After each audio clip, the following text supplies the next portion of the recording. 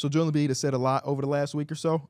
He was on Check Ball Show with Drew Hanlon and Austin J. Mills, and these are some of the most famous quotes that came out of that got people talking. They were asking if Jason Tatum has a super team, and he responded, "If I shot 5 of 20, we'd get blown out." Quote number one. Mm-hmm. Quote number two, he also says that he's probably the most hated person in the entire league. And quote number three is that he would average 50 if he wasn't double teamed. Of the three quotes, which one is the best and which one is the worst? The worst one is the second one, I want to say. Can you read the second one more time? He says that he's probably the most hated guy in the league. I wouldn't agree with that. Obviously, he gets his fair share of criticism and hate, but he kind of warrants that. Like, he plays the villain role, so I don't know why he would, like, not expect that. Yeah, he played heel for the first part of his career, and you can't really get rid of that. I love Embiid, but this is the shit that pisses me off. The first and third one, I mean, he's got some, like, point to it. What's the third one again? The third one is that he'd average 50 if he couldn't get double teamed. I mean, a lot of players would. That's just idiot. I don't get that. There's so many. All stars are going to get double teamed. There's no star that hasn't been No, double he's teamed. not complaining that he's getting double teamed. No, He's just saying that he yeah. averaged 35 with a double team. And they couldn't throw it. If you couldn't hack a Shaq, he'd average 50. If you couldn't double team Akeem, he would average 50. Yeah. What are we saying? If you couldn't do fucking Who else fits in that in the current NBA? Who else will average 50? He sees the most double teams in basketball. Mm-hmm. So I'm like, that's why I said he has a little bit more validity to it to saying that. Other shit for other people. He sees the most double teams. Now you figure out something else that somebody else sees that's a tough thing for them and take it out. I'd say Luka probably fits into that category too, but you also really can't double him that much because he just makes. But he gets blitzed the most in the league. Yeah. Take his blitzes away. And then he put up 70 the game that they didn't blitz him. Yeah. You're like, essentially, what if you just play drop against Steph Curry? Like, so you take away the hardest part of every defender. Yeah, it's like, what the hell? That's actually a good like. Yeah, like if you don't hit Steph Curry and you play drop, he's gonna drop 50. Like that's. What does that such mean? a Like fun conversation. you play tight on Zion? Who is the number one wide receiver? Devontae Adams. I wonder how often, because he plays for the fucking Raiders. I wonder how often. Who is the most double team receiver? I got you. I'll find out.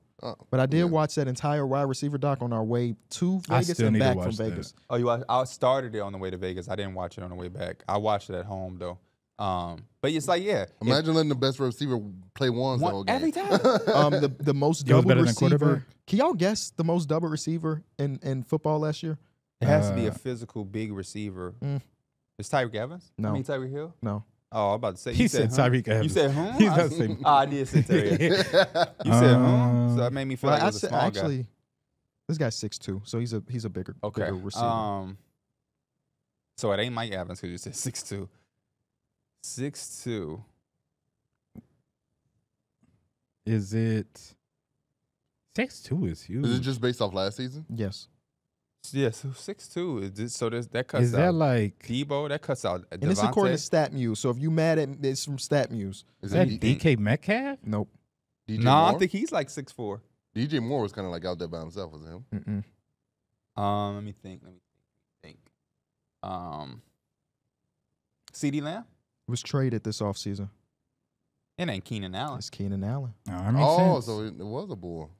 Yep. I mean, a bear. He all over the place. Because he got double teamed. Yeah. And the year before that, it was Cooper. Oh, that makes Cooper sense. Cup, yeah. But yeah. I mean, but I think that is a cool conversation. Yeah, if you play drop against Steph Curry, he's gonna put up. If 50. you don't have help side defense for Giannis, he's gonna just Right. Yeah.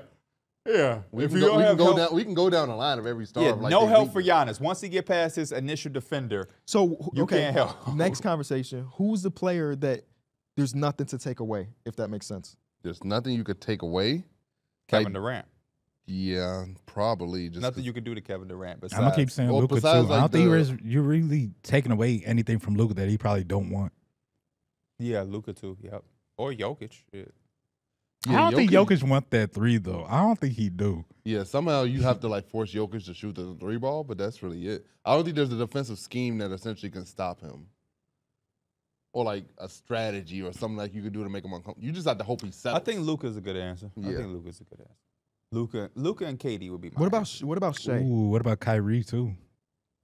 Kyrie, make him the one option. He can't do. He's, I thought we just talking about scoring the basketball. I am. Like, I'm trying to think of like what the Celtics legitimately like. He struggled in that Celtics series like by a wide margin that we've seen before. So like, I think they just literally just had the right bodies to play physical and like play up on them. Like, that's probably one thing you could do with Kyrie. Yeah, I think. Yeah, you get physical with him. What is? Also, can we ever see a game where they just force Jaylen Brown left?